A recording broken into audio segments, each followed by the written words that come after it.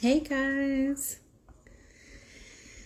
I am about to be joined by photographer Edward Valeau, and this is a hi Ed. He's on already, so let me wave at him and let me get him on to.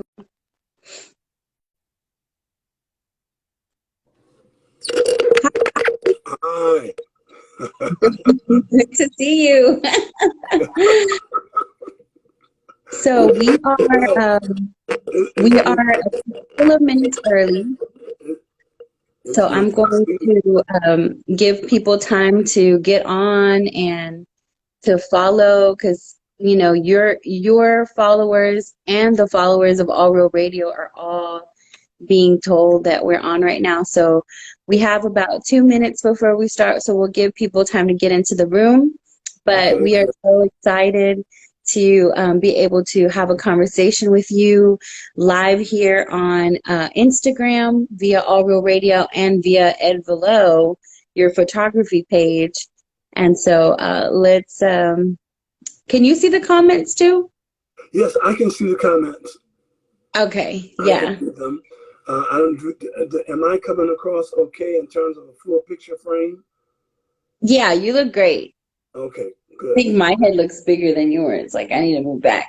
Uh, I'm always cautioned to move back, but it's just been one of those like a whole day. You know, when you plan these things, Yeah.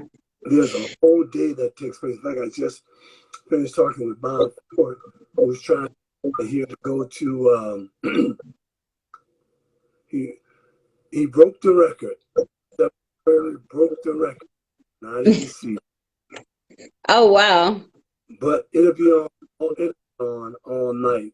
So I'm sure to make a record like that. But anyway, Bob Ford trying to get to go to Africa, and he said, "Look, I saw you on there already today." No, that was Denise just being sharp. Uh, we are experimenting with this. That's it. You Yeah, we were just doing a test run out there. know? And I talked with one of the people who do not have Instagram, and I told them that it's likely that they would be able to pick this up on our website.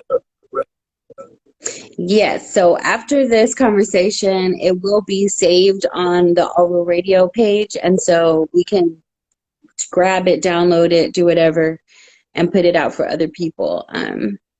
If people don't know about that, there's some hacks around it, so we can do that. So welcome to the people that are watching so far. Um, it is 7 o'clock. Do you want to give people like another minute or so? Yeah, we could give them another minute because there's always folks who are just trying to finish dinner. Um, See my niece in there, and uh, you're coming in great. I'm just going to say thanks. Thanks, Jocelyn.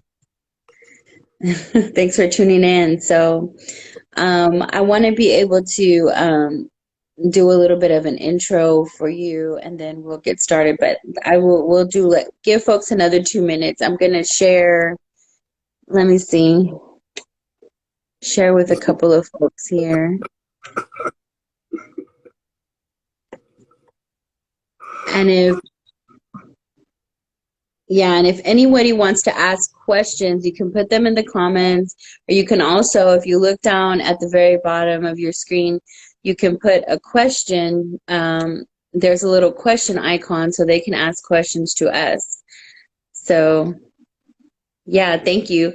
Yeah, please do share if you're able to. There's that little arrow icon, and it lets you share with your people, your followers, and maybe even add stuff to your story. I don't know what that little plus with the video does, and so I'm scared to press it.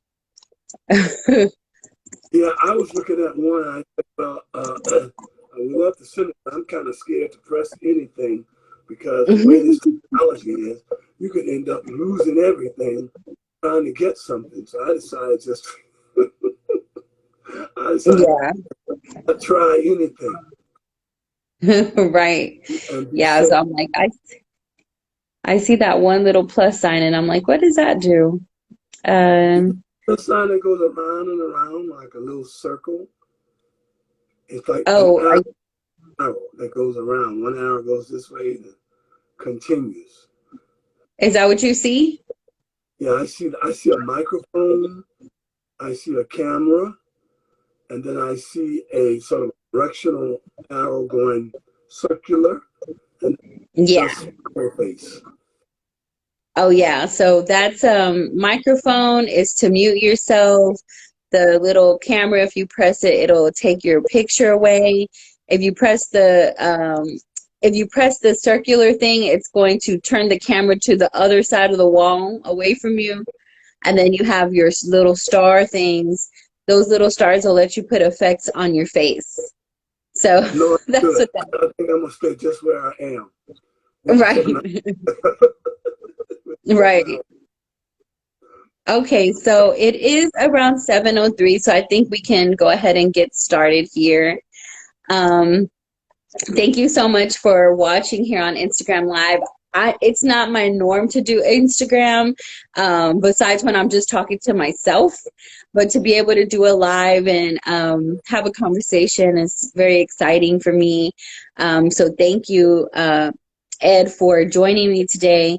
You and I have been working together for the last 6 months, building on your work as a photographer and really getting more people to be familiar with their work and in front of your work. And so let me read a little bit about you just to get started before we get into our questions for the night, because I know the people that are following you already on Instagram know who you are and follow you already. And so I want to really get into what you've been up to lately. So let me just start by saying that this is in your own words. Dr. Valeau is CEO Emeritus of Hartnell Community College and CEO of Valeau Photography. You are a freelance, independent, national and international photographer who's traveled to more than 72 countries to photograph the most scenic images that nature has to offer. You enjoy photography, landscapes, cityscapes, mountains, and the cultural connections of the universe. You specifically work to photograph the splendors of nature and man through shooting botanicals, landscapes, sunsets, ocean, beach, wildlife, and the cultural diaspora. Through an array of colors, human and animal forms, nature, and man's physical creations, beauty evolves through the art of photography. And, you know, you say in your bio that you feel fortunate to be in the position to travel and transmit what you see for the joy of others, and you're still in this journey. So that's definitely an amazing thing. Can you tell the people again, what is your full name? Where were you born? A little bit about your background, and where do you now reside? Okay, thank you very much. But first, before I begin, I want to thank Denise and Allwell Radio because they took the opportunity to provide this format for this presentation. But as Denise mentioned earlier, I've been evolving in the development of my website, as well as in the development of my um, connection with the various mediums. And Denise and her company has been just phenomenal in making sure we met every goal we set for ourselves. She ensured that we. So I was in one place 6 months ago. I'm like going from a wheelbarrow to a Tesla in 6 months. That's work that's been involved. And also, before I begin, I want to give credit to some people that are working with me for a number of years out in the San Francisco area, Art Gallery. Lisa Brewer, I'm sorry, Lisa Bowles is the owner of the Mission Art Gallery in the Mission District in San Francisco. She's also a curator of the best known photographers around the world, including Rodney Lowe, just to name him and a few others. And of course, Randolph Bowles is an extraordinarily gifted creative artist whom I've had the opportunity to work with. And between the two of them, they have been able to promote my photography and really make it blossom in such a way that I'm very, very fortunate to have met people like Denise, Randolph, and Lisa, just to name a few. I want to give that shout out because you can't do something alone. Everyone has to be a part of the team. And I feel very Mhm. fortunate and part of a team, including the guy with the original one who put together my website, John Mary. So those people, shout out to them. Thanks and for their work. Um, the question was, where am I from? I'm a native of Louisiana. I was Okay. born, raised, and educated in Louisiana on the bayous of Patterson, Louisiana. Patterson, Louisiana is a very small town, about, it might be 12, 13,000 people now. I'm one of 12 brothers and sisters, and I have hundreds of nieces and nephews, great nieces and great nephews. I was Mhm. educated at Southern University, which is a historically black university in Baton Rouge, Hmm. Louisiana. And so my roots are in Louisiana. I currently make my home in California, have made my home for the last 40 years. I live with my wife, Vera Valeau, whom I met as a sophomore in Southern University, and we have been married since that time, very long time, and a very, very happy time. Much of my creativity and my support is attributed to her and her own rights as a graduate, with a master's degree in educational psychology and a teacher for more than 30 some years. So we're a team. Together, we work, and she is a driving force with me and also a blessing beyond what I can say here today. So I'm surrounded by a lot of gifted people having come out of Louisiana. Hmm. That's amazing to be married so long and to have somebody who is kind of able to add on to what you do already and help you see it It's through. a That's blessing. wonderful. It's a blessing. So my next question is, can you talk a little bit about when the first time you really knew that photography would be a part of your life? When did you Well, realize that? that's an interesting question because I don't know if I ever realized when it was, but I do know and when I was stimulated and had an opportunity to begin to use the camera. My first camera was bought by my wife Sarah more than 40, 50 years ago, and I still have that camera. Oh, wow. Okay, this is the first camera. Okay, it's over 50 years old. It is a Minolta yeah, it is a Minolta High Mag AF2. And by the way, it still works. All right. Okay. And it's a film camera. And this was my very first camera when I traveled overseas.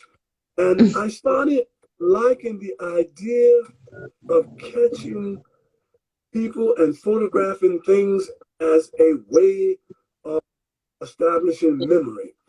You know, as you get younger, mind begins to move in various kinds of directions.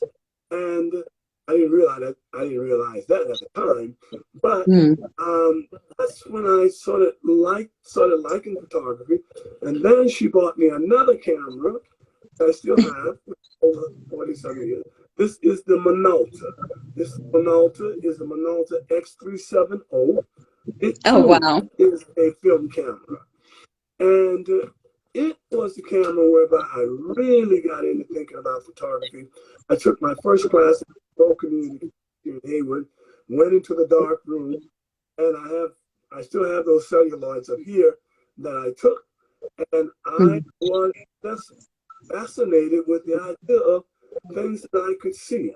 I'm an English major, specializing in literature, and so having that kind of background, appreciation of music, I started Hmm. seeing things that were exciting. I can concretize what I'm about to say now, but I could not do it 20 years ago. I now walk with my eyes. I was walking with my eyes then, but I could not articulate what that meant. I Mm. now understand and can tell you that I was walking with my eyes at a very young period in my photography. And I just kept moving and moving, and then I stopped. I started going for my doctorate degree at the University of California, Berkeley. I started climbing up the hill in terms of my career from a dean to a vice president, and got just very, very busy. Started writing, having kids, one son, and all of that stopped me for a while. And I didn't realize what I had. And then I went back to it. And of course, by that time, cameras had improved significantly. I got Mm. enamored with buying the latest and the greatest. And so I started buying cameras. I started going out more. I started reading more. And I'm pretty much self-taught, although I've had a class here or there. But Mhm. pretty much, I realized that this is what I wanted to do this is what I wanted to do during the time that I was working, and this is what I wanted to do after I finished working. And Mm. I loved every minute of it. Have you finished working? I have not, no, that's a good question, Denise. I have not finished working. Uh, God is not done with me yet. Uh, I had a career, 40 plus year career in higher education. And then I created a couple of companies. I created a company that was a CEO search firm. As I explained to Vera, when I transitioned from being a CEO over there, I was merely transitioning to becoming a CEO somewhere else. I will never be done working. I think that when you stop working, you are approaching the whole concept of death and another transition that you Mm. may not want to be engaged in right now. I'm too excited not to be working. Absolutely. And I see we have some questions, so I'm gonna actually take questions down if as people type them, so we can make sure that we get to them Yeah, we as want we to be go interactive. down. We want people to be interactive. Yeah, yeah, I love that. So love that story. So, let's fast forward a little because as you've been, like you say, you've been working, started different companies, you've worked in higher education. I know people still look to you for consulting in all of those ways. But here we are now, moving forward into where you are now. And I do want to take a moment to invite folks to go over to edwardvalauphotography.com and check out the website because it is full of information and you can actually see the works that we're going to be discussing in a moment, and a little bit more about Ed and his background. But let's talk about, now we're in December 2021. Can you believe it? And I we are know. still and we're still in a pandemic. What was this pandemic time? What did it teach you? What happened with the work that you were doing during the 2021 time frame? Well, it's interesting. Actually, in a lot of ways, it was a good time period for me because one of the things that happened to me anyway, photographer, I will go out and create a lot of pictures, images, and I don't always get an opportunity to revisit. I'll give you an example. I was in Iceland a few years ago, and I still have not released those pictures from Iceland. Then I was in Mm, New Zealand a few years ago, and I haven't even released those pictures in cave photographing images. So for me, what happened, it gave me an opportunity, to get in touch with you to kind of figure out what else I wanted. So I became more creative with regards to mhm, how to promote my work. And then I started learning more about how to process my images. I don't like to touch my images very much. When I take a picture, I take a lot of them, and I like to mhm, take from that picture the image. So I'm not a kind of photographer who wants to go and saturate the colors and expand the colors. And I think that nature is perfect the way it is, and what I Mm, see, I try to create and do very, very little touch up on it. And so for me, this time of year gave me an opportunity to get more in touch with what I had photographed. I could now go in and look at 200 photographs. I didn't have anywhere to go. I didn't have anything to do. So I now mm, could go and take a look at these images and say to myself and be very critical, okay, this doesn't look good. This is too blurry. This is that. So this time of year, the 2020 was very good for me in terms of self-reflection in photography, deciding what I wanted to become in photography, decided my own standards in photography, and also to decide what was I going to do to express my photography so that people would be interested in looking at these images and saying to themselves, oh wow, I feel as if I'm there. I feel mm-hmm, like I don't need to go there.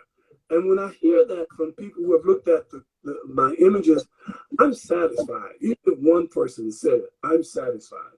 So mm, this time, I created about 5 or 6 titles for books that I'm going to write. One book that I have been writing for a while is called Our World of Work, and it chronicles experience throughout the world photographing people who are working. And you might mm, say, at first I thought, oh, just take some pictures of people working and that's it. But it was more than that. I discovered it was mm, more than that. It was people's livelihood, people taking care of their children, people taking care of their families, people struggling. $1.25 a day, 75 cents a day, not any money at all, but maybe a plate of food, and that was it. And I had an opportunity to interact with people. So now I'm coming back and I'm looking at this photography and saying to myself, I, I'm going to finish that book in 2022. mm. And so Wow. for me, it was a wonderful year. I feel sorry, however, for all of the people that died. And so those of you who have not had your plug, but those of you who have not had your coronavirus shot, please get it. We look to see you here for a while. Um, One of the great things I did also during the year was to photograph farmers in the city of Salinas, California. In Salinas, California, I was able to spend about 2 weeks in the pandemic Mm, photographing people, the farm workers, and I mm. got I was heckled, I was shooed away, I was accused of spying, all those kinds of things. I got the picture. And so I'm working with some folks in the gallery in Salinas, California, where I will be trying to display those pictures in a exhibition. But it was a Okay. good year. It was a good year. Right. Yeah. It sounds as though it was. Now, I'm going to take a couple of questions from the audience that have been asked. So, Please. someone asked, I think I know the answer to this one, but if you have any photos from when you were biking. And so, as a, Oh, yes, yes, absolutely. We have we have a whole video called the Southern Riders. I'm going to put it on the website. The Southern Riders captured a buddy, being a buddy, cycling through Brazil during the time of Carnival. And I narrate that particular thing. And I want to give a shout out to Sidney Thorson, who put that entire video session together, spinning wheels. And here we are cycling throughout parts of Brazil. I have mm, pictures when we cycled from Vancouver, Canada, back to San Francisco. And I have mm, pictures when my son and I cycled from San Francisco to Monterey. Also part of the chapter, part of the chapters that I am thinking about writing when I can get around to that. So yes, thank mm. you for asking. Some of us know my previous life. Right, that was Jocelyn, and then from Harambe Art Gallery, Kanisha asked if you have talked about your favorite thing to photograph. Oh my God, Kenesha, that's very question. It's just gonna sound trite, but I'm sort of eclectic in that way. Um, I love photographing nature, of course. So I like nature photography, but I also like physical landscapes. I like Mhm. photographing. Okay, the Mhm. skyline, cities, walking in the cities and doing the buildings. I love that. Uh, I love the cultural diaspora. As all of you know, I travel almost around the world. And so I love catching people in their natural state. I'm not a fan of doing individual photography or portrait photography. Everyone Right. has some great portrait photography. They're always in the moment. And the other thing I like is street photography. I love street photography because street Mhm. photography unveils who we are at a specific time and a place, what we're doing, why we're doing it, and the movement in that particular frame. So thank you, Kanisha, for that question. So I wanted to come back to, your travels because, you have so many, like I said, prints. You have so many photographs and as you've been exploring them, even as of late with the pandemic and having the time, the ones that you've actually decided to pick out and put out, they're very distinct. But let's talk a little bit about your traveling. I mean, I can definitely say I have not visited nearly, many places at all. How did you decide where you would go? How did you figure out to be a traveler? And how do you make that work? Because, I always think about like, well, where's the money for you to travel? How do you get there? What do you do? So how did you create a life where that was just part of who you were? Well, to begin with, uh, when I first got married, when we first got married in the early 60s, my wife and I would buy presents for each other. Okay, I'll buy you a ring, you buy me a watch, blah, blah, blah. And then we got to the point of saying, why do I need to buy you a ring and you buy me a watch? I can do that for myself. Why don't we create a fund? We'll, Mm. we'll set aside money to an international trip and a couple of local trips. So we consciously set aside, at that time, money was not great at all. At all. Okay, I won't even tell you, unless you press me, how much I was making when I first started teaching. I will tell you, I was making, I was making $5,750 a year as a teacher. Wow. What? Five Okay. thousand seven hundred fifty. I think Vera was making 4,300 a year. But Wow. we decided that what we were going to do, because we had taken art appreciation, we'd taken music appreciation at the university, and we understood the importance of travel. So we set aside money every year, no, month by month. So at the end of the year, we had enough money to take an international trip and also take a trip locally, a couple of trips locally. And we got into it, and we got into it. And it is then that we felt that traveling needed to be a part of our life cycle. And so we made it a priority. We made it a priority when we had vacation. We made it a priority in the summer. Whenever we could go and have the money, we made that a priority. Now, what places did we choose? We wanted the world. We wanted the world. Mhm. And so we would look at the map, discuss it a little bit, choose it. That was one level of my travel.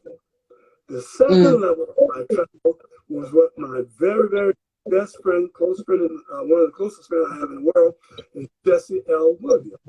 Jesse L. Williams is a graduate of Jackson State University. He was introduced to me by my wife, Vera. And we hit it off. We were both athletes. We hit it off like that. So we Mhm. became traveling buddies.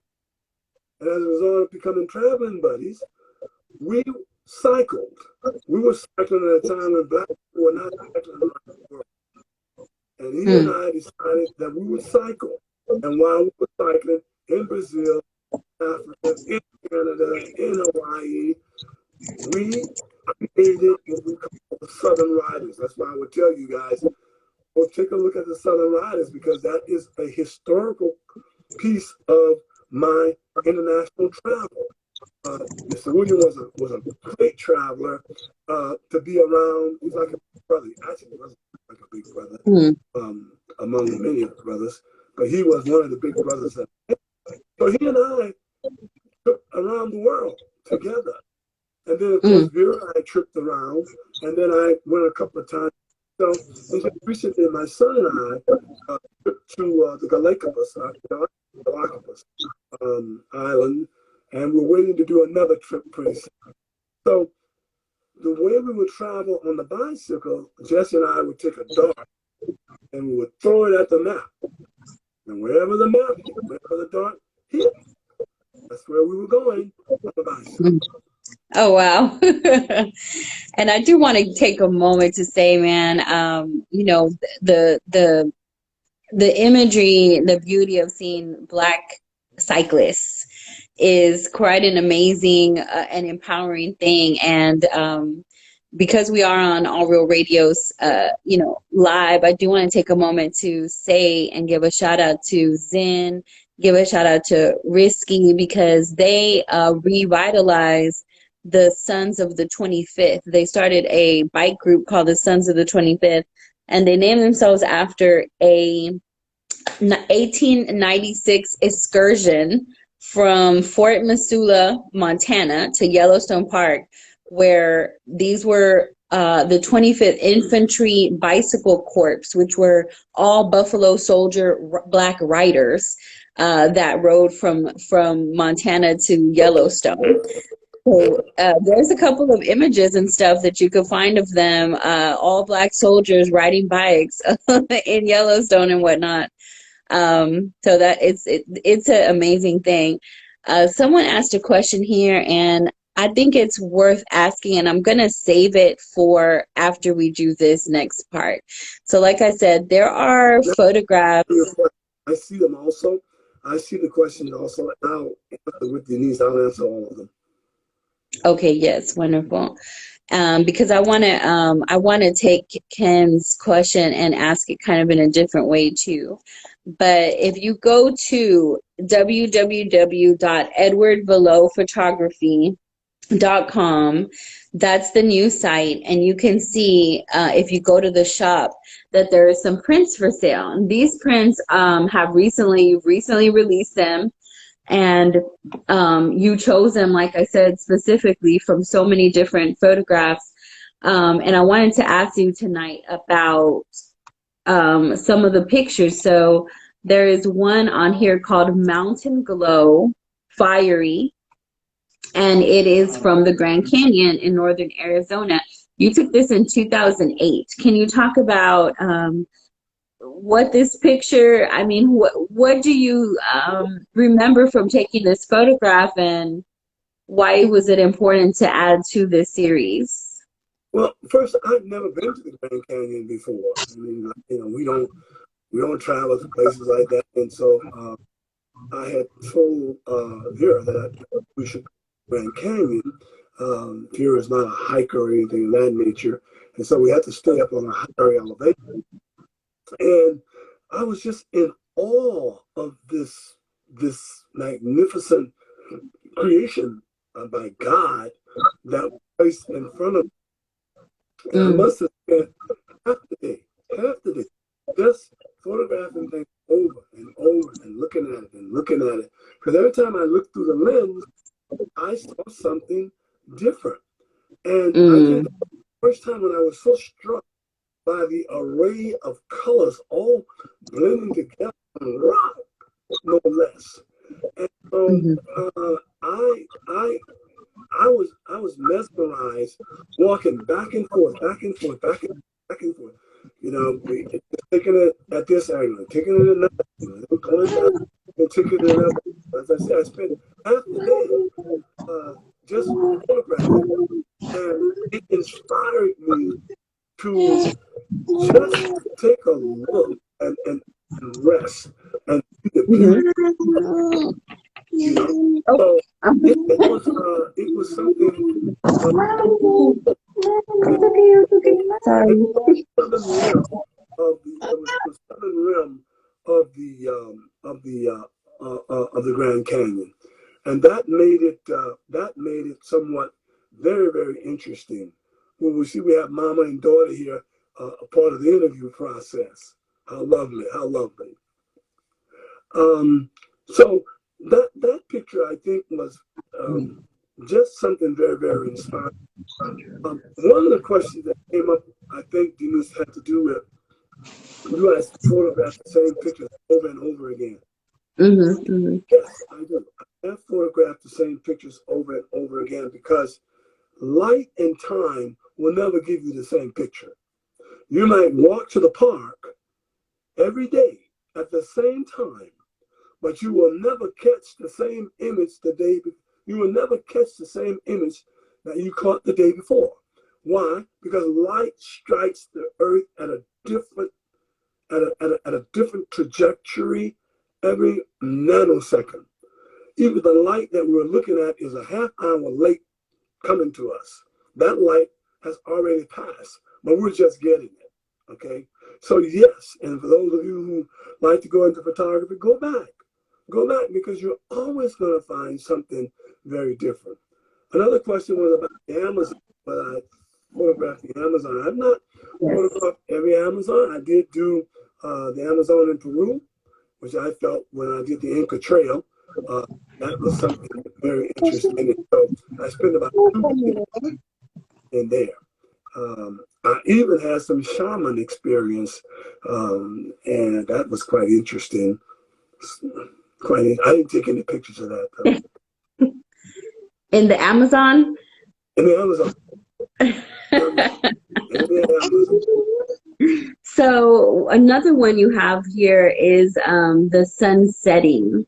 And this took place in Sydney, Australia. And I thought it was interesting because you were positioned. Is this you in the picture, taking a picture of the sun? Because you have like almost like a mirrored image happening here on the sun setting in Sydney. I set it up so that I could do to catch it in both ways. And you picked that one in terms of me shooting out. And the beauty of that sunset was that I was high up on a rim. And I don't know if you can you project that picture? Let me see if I can turn my camera at least to show it here. I have I have an audience member now, so will you sit down with me right here, please? Okay. Let's see. I'm going to flip it over so we can see as best as we can here. Yeah, that picture in Australia, it was the way we had it set up that I was with a guide and I set another camera, my camera up, and I used his camera to project out. But I wanted the picture on my camera so I could own it. I set it up, I framed it, and I was able to click the picture, okay, from a distance, because I did not want to project a photograph that I did not do myself. Now there's another picture of that, another one of that that Denise has, which is strictly just the sunset itself. And I had spent nearly a whole day with a photographer guide taking me through. And this is one of the things that's very, very important to do. If you can find a good guide to take you through some very difficult places, the money is worth it. Okay, don't shy away from that. Those of you who are doing photography, don't miss the moment by thinking of the amount of money that might be involved. So if you're traveling, if you can get a guide to take you somewhere, do so. Because a lot of times there's so many restrictions. You can't travel here, you can't walk there, be careful here, and you do want to get back home.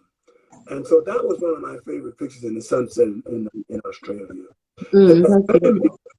I went down about 2 miles into the mountains, to the Blue Mountains, take pictures of waterfalls, which is I haven't those up. Mm.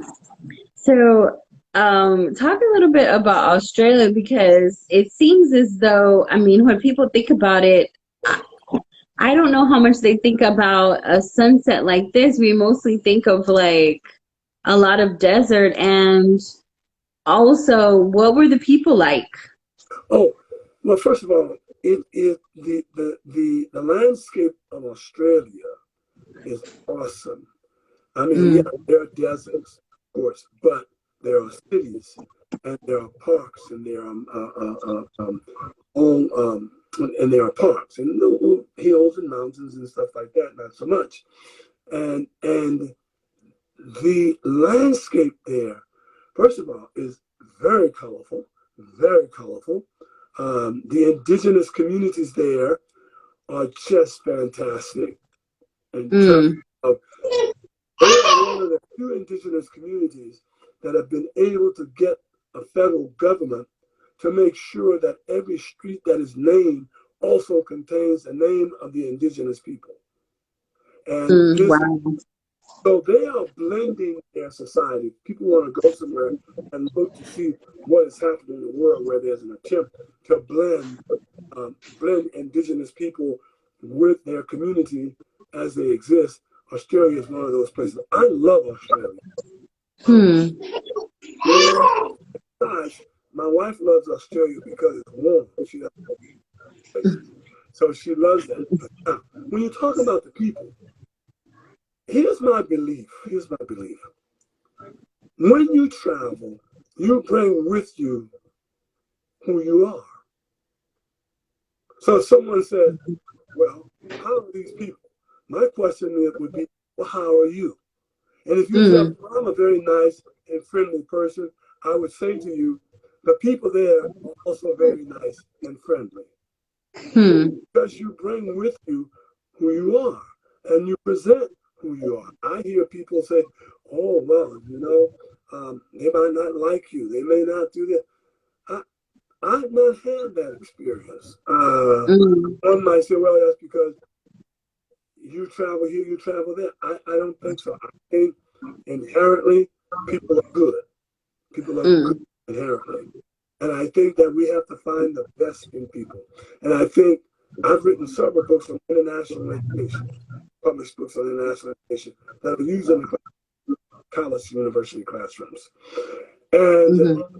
we have to get to the point of internationalizing. I know this is not about photography, but it is internationalizing our activities, internationalizing our curriculum, so that we begin to understand how all those people are just like us. Mm-hmm. Mm-hmm. It's a And I know you cultural have, exchange. mm, and I And know you have pictures of these tribes, right? I'm looking at pictures right behind you where it seems like you have tribal photos. yes, they were on that was in Kenya, okay, Mm, and that was in with the Maasai tribe. I spent about 3 days with the Maasai and dancing and mm, pictures and interacting and feeling very warm and welcome. And so I was able to create pictures with people who were not afraid of me nor the camera. And so if you see that picture behind me, I call that picture humanity. I happened to catch that picture in my eye. I saw this little boy giving his sister something. You will never see another picture like anywhere in the world. right. Anywhere in the Mm-hmm. world. Uh, with that much love, that much care and attention in a Mm, village in Africa, in Kenya, on the Maasai Mara. that's It beautiful. was Yeah, awesome. that's one of my It was favorite awesome. pictures. So right now, and I wanted to circle back to Kanisha's question about do you ever take the same picture twice? I would think that it'd be interesting to see the way that landscape have changed over time. Have you experienced that when you revisit certain places? Not much. Even though we talk about climate, not much. Not Hmm. Hmm. if, for example, when I was in Tahiti, I have not visited Tahiti again, but I do know that the land mass was being slowly being taken over by the water. That structure. The other thing, I'm sorry to take it back. When I was in Canada, when I was in Alaska, I went to one of the glaciers. I have pictures of that, and 10 years prior to that, to answer that question more accurately, 10 years prior to that, the glacier looked like this, okay? And now when I went back, it was like this. So yeah, there is a change in the landscape. I can't get there often enough to document something like that, although I would love to. I can't get there often enough to do that.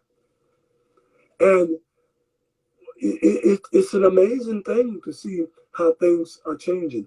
And yes, Kanisha, I do see people that look like us and look like each other. I've seen people who come up to me and say, I look like their cousin in Africa. Okay, so we have Right. it's everywhere. We're not alone. Exactly. Yeah. We're not alone. So that's interesting. So I feel like we could talk about this for a long time, but we have like 15 minutes left here. So I want to go into talking about what you have going on right now. You've been putting out a calendar for quite a few years now. People add it to part of their collection every year. And this year's been no different. You put out a new calendar for 2022 that people can purchase right now via the website. You Please get know, your I want calendar. Get to your say that again. Velocity calendar. That's Yeah. the plug. The only one I'm going to make. Right. And so, can you talk a little bit about the theme for this year and how you chose those photographs? Yes. Um, Let me go back a little bit. You know, photography is not an easy business to be in.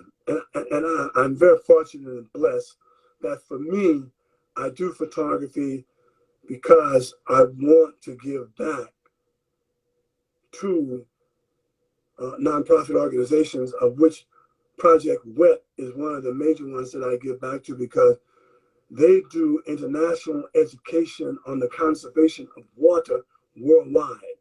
So anything that I happen to sell, there's a percentage of my resources that will go to Project WET because I think they do a phenomenal job in addressing one of the most precious resources, water. I started looking at the calendar as a way of, of sharing my photography, with all who are interested in looking. You're fortunate when you can get into a gallery. You're fortunate when people pick you up and say, "Oh, this is a Valeau, and you can see this and you can see it there." And I said to myself, I really don't have to be limited by that. So I want people to see my photography, and the most effective way I felt to do that was to produce what I call Valeau signature calendar.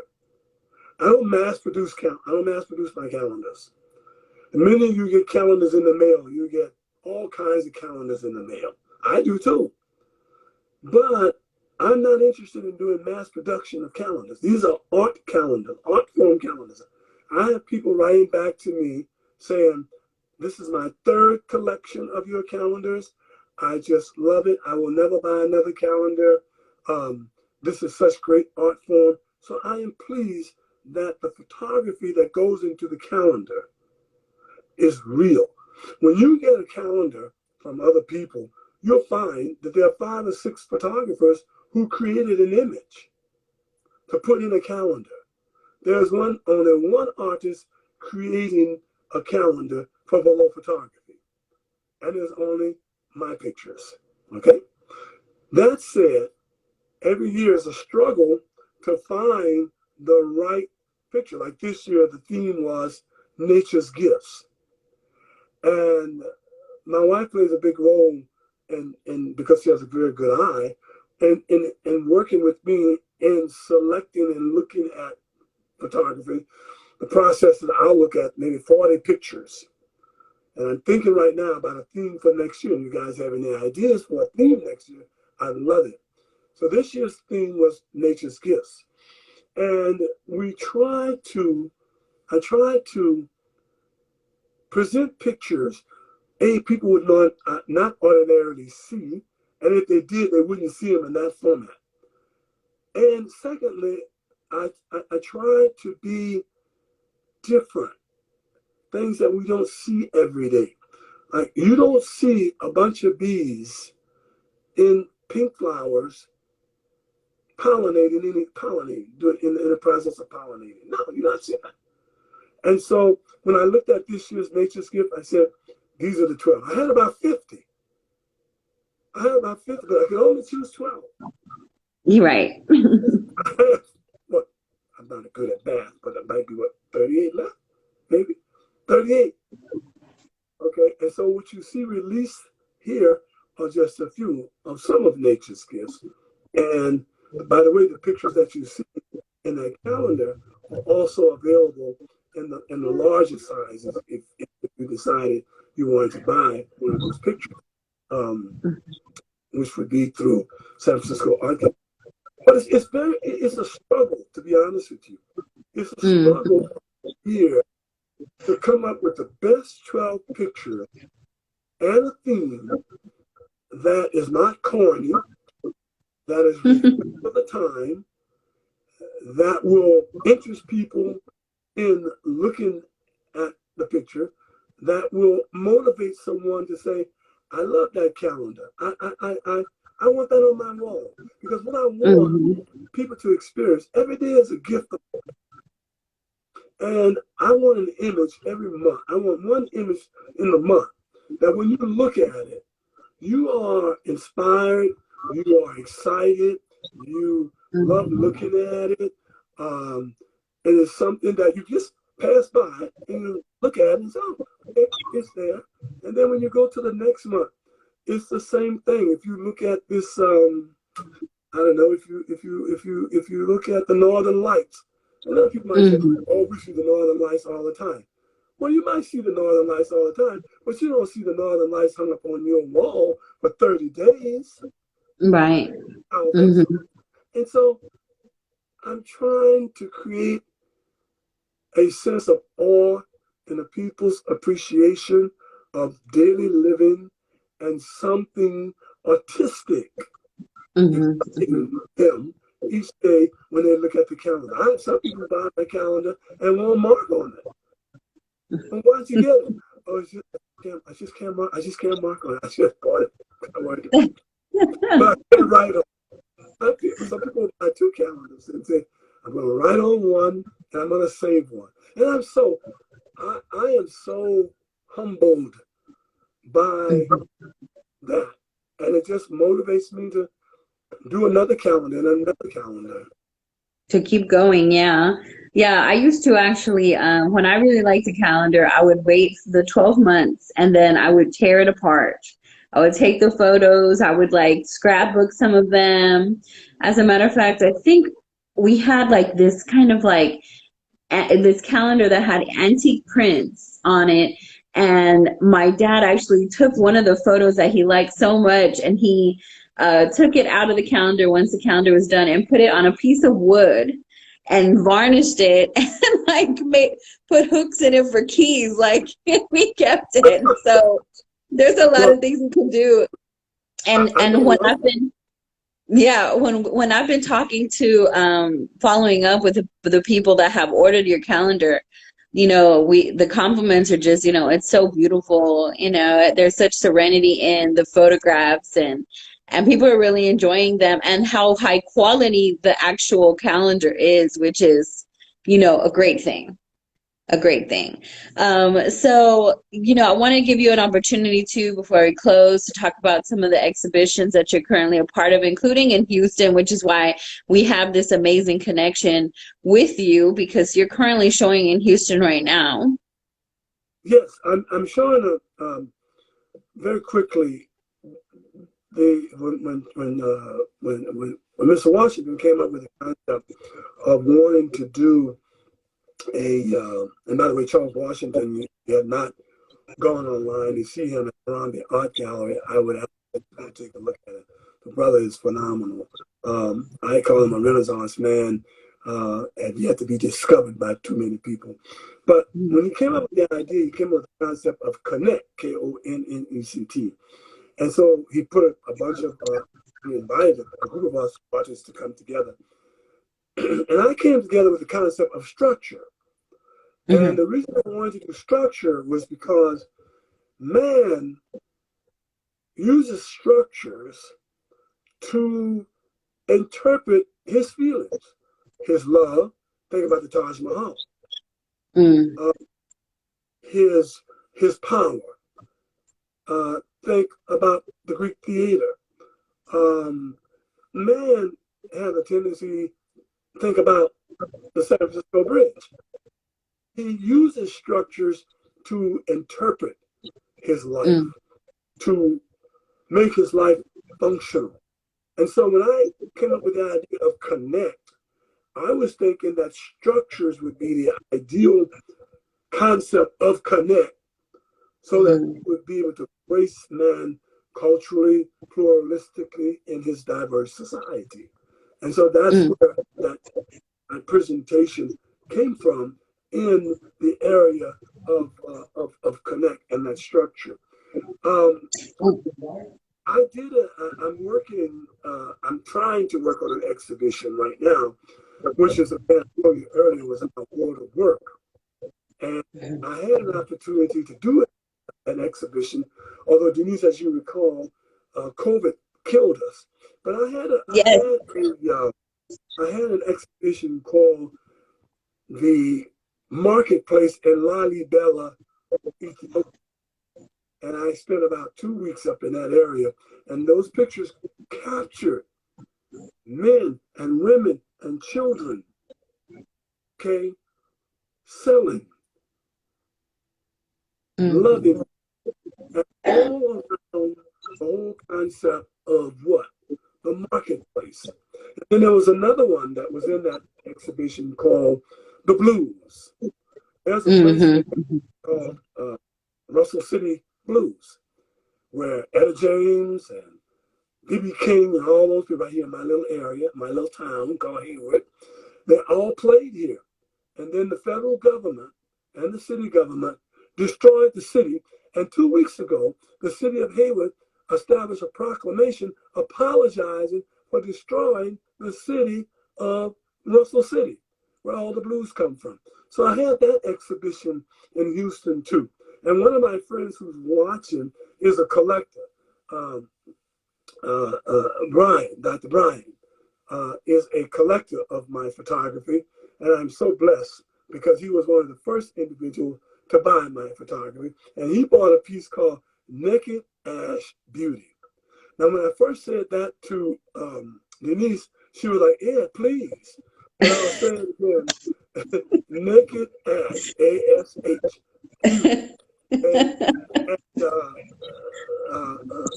Brian owns one of those. Dr. Johnson owns one of those, and I'm just so pleased with that. Very pleased with that. Beautiful. So those are the exhibitions I'm working on. And if you guys are thinking about having an exhibition, I would say that you might want to call Harambe Art Gallery because they work and putting exhibitions on and around the country. It's just a good opportunity. Yes, so as we close out, I do want to make sure to let people know that they should be following you after this interview. If you're following All Real Radio, do go and follow Ed Valeau. It's Edward_Valeau, Valeau, and do visit the website edwardvalauphotography.com. Check that out. Also, I put in the comments, you can check out harambeartgallery.com as well, which is with 2 E's, and look at the Connect exhibition tab, which will take you to Ed's work and the other artists that are involved. And you can go to the website to see the prints that are available, newly available, and also the calendar. And there's still time to get your 2022 calendar. And I think that's it. Is there anything else that you want to share with us as we close out? No, I just want to humbly uh, express my appreciation to all of you who gave up your time. Time is extremely important, and you decided to give me a little bit of it, and I am most grateful for that. I would ask that you go out, let your friends know. Year 2022, I would like to get up to about 5,000 followers on the site. It's for a cause, and anything that you can do to help, anything I can do to help you and what you're trying to do in terms of supporting your community, please let me know. Again, I want to thank you for taking your time to be here today. I had a wonderful time, and I hope we can do this again. God bless you. Have a wonderful, happy New Year. Merry Christmas. Be well. Get your shots, and goodbye, Mike. Yes, and I put the website there again. So thank you again, Ed, and we will be on the lookout. And go to the website too and sign up for the newsletter so you can know when things like this are happening or when new releases are out. And thank you to all the photographers that tuned in to as well, that are all friends and family to All Real Radio. We truly appreciate you guys. Have a great night.